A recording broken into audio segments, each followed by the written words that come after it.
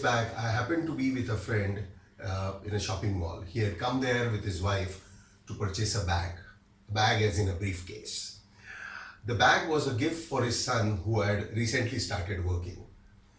Now, my friend is reputed to be a very discerning shopper, and his family and a number of his friends rely on his judgment.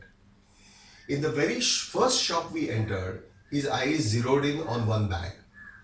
He asked to see it. The bag was exactly as he wanted. The color, the texture, the feel were very good. Even the price was within their budget. His wife also said that it was exactly what they were looking for. I felt that it was really great that they could find what they wanted within 5 minutes of starting the expedition and expected him to make the purchase and walk out. But then my friend announced that he wanted to look around for options. Half a dozen shops, and 40 minutes later, he ultimately decided to buy the same bag that he had selected in the first shop. What happened here?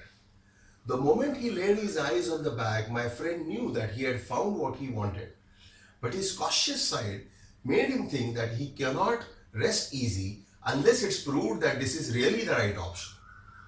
And that can only be done by exploring more shops and looking for more options. It is natural for us to want to select the best product at the lowest price, or to be able to take the right decision, which we feel is only possible by gathering as much data as we can. But there is a time when information gathering should stop and action needs to be taken. Information bias is the delusion that more information guarantees better decisions.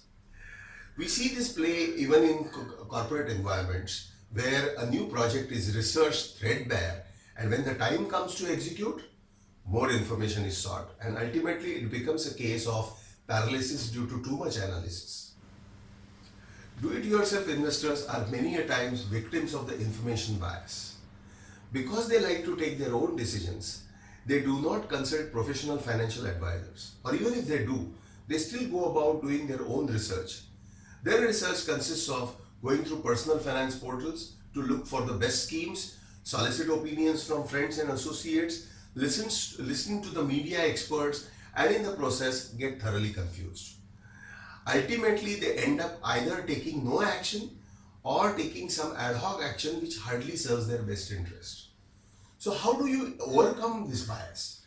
Before embarking on any endeavor, it is important to gather the information that is necessary and sufficient to complete the task. This is the optimal amount of information needed. Once you have gathered information which is necessary and sufficient, more information will not help you accomplish the task better and might even hinder the successful completion of the task by confusing matters. The question then we have to ask ourselves is, how much information is necessary and sufficient to take action? Once we have answered this question, we don't need to gather more information but need to act decisively.